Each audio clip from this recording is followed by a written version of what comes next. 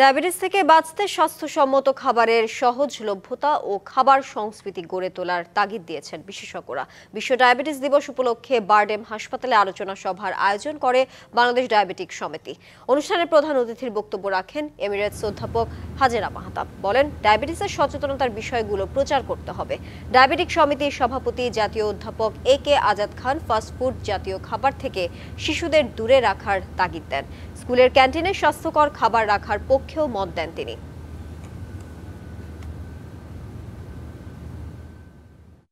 FCPS করে সবাই private clinic করে ফেলেছে। তাহলে যদি আপনি অ্যাসোসিয়েশনে না রাখেন, গরিবকে কে সেবা দিবে? সবাই তো ফিস দিয়ে আসতে পারে না। আমাদের সব সমিতিগুলো যদি না দিতে পারে সেবা, তাহলে কোথায় যাবে? আমাদের এই কালচারটা গড়ে তুলতে হবে যে স্বাস্থ্যসম্মত খাওয়াটা এবং সেটা সহজলভ্য করা। আমাদের দেশে তো ফাস্টফুডের দোকানটাও স্কুলের সাথেই, বেশি স্কুলের সাথে, এবং রেগুলেশন নাই তো, রেগুলেশন এই যে অ্যাডভার্টাইজমেন্টের রেগুলেশন নাই।